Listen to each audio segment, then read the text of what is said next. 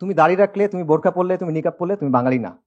আমি তোমাকে ইসলামের একটা ভার্সন দিব, আমি তোমাকে ইসলামের একটা ছক দিব, এর ভিতরে ইসলাম মানবা, এর বাইরে যাবা না। এর বাইরে গেলে তুমি ভিনদেশি খারেজি। রাইট মুসলিম হলে কি হইতে হবে? আপনার সহি বাঙালি হইতে হবে, আপনার সহি লিবারাল হইতে হবে, আপনার এলজিবিটি কিউ মানতে হবে। মানে তারা আপনাকে শর্ত দিবে, এগুলো মেনে মেনে আপনাকে প্রমাণ করতে হবে যে না ভাই, আমি আসলে তোমার সোসাইটিতে বিলং করি।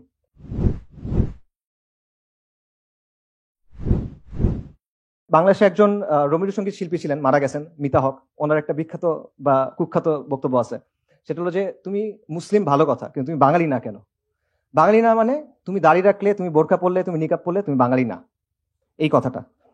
তার কথার অর্থটা কি? অর্থটা হলো যে ইসলাম মানো, কিন্তু আমি যেভাবে বলতেছি এভাবে মানো। আমি ঠিক করে দিব তুমি কতটুকু ইসলাম মানন করতে পারবা।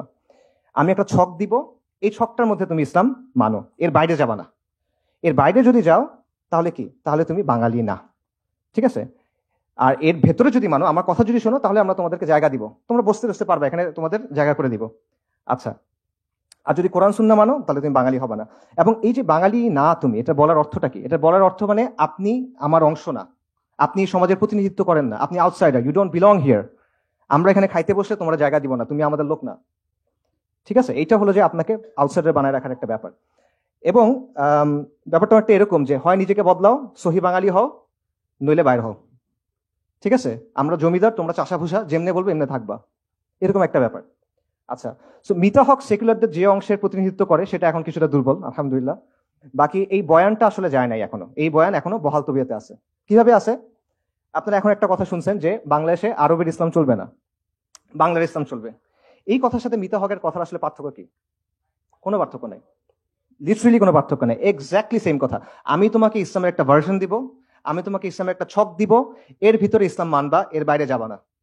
এর বাইরে গেলে তুমি ভিনদেশি খারেজি। যদি তুমি মনে করো ইন্নাদ দীনা ইনদাল্লাহিল ইসলাম, তাহলে তুমি নাজদের ইসলাম পালন করতেছো।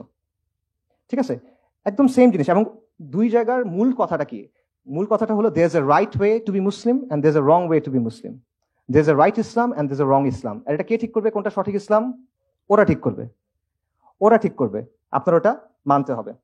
এবং রাইট উইথ মানে রাইট মুসলিম হলে কি হইতে হবে? আপনার সহি বাঙালি হইতে হবে, আপনার সহি লিবারাল হইতে হবে, আপনার এলজিবিটি কিউ মানতে হবে।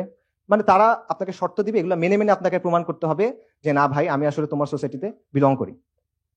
মুসলিম হও, ইসলাম মানো, আমার কথা বলো মানো, এটা হলো তাদের কথা। সো এটা বেসিক্যালি ইসলামকে নিয়ন্ত্রণ করার একটা চেষ্টা।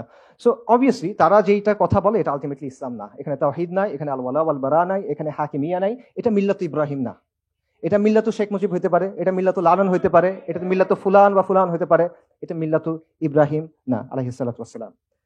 তো এইভাবে এই ইসলাম বিদ্বেষের কারণে এমন একটা সিচুয়েশন তৈরি হয়েছে, সেখানে একদিকে তারা যেটা করতেছে, তারা ইসলাম এবং মুসলিম পরিচয়টাকে ডিফাইন করার চেষ্টা করতেছে যে একটা ছক আছে, এর মধ্যে তুমি থাকতে হবে। এক একজন ছকটা এক এক রকম করে। এটা মনে করেন শাহবাগীরা একটু ছোট রাখে, আরেকজন হয়তো একটু বড় রাখে, বাট আলটিমেটলি তারা এটা কন্ট্রোল করার চেষ্টা করতেছে। অন্যদিকে আপনি যদি তার কথা না মানেন, তখন সে আপনাকে বহিরাগত, ভিনদেশি, খারেজি, অমুক তমুক লেবেল দেওয়ার চেষ্টা করে।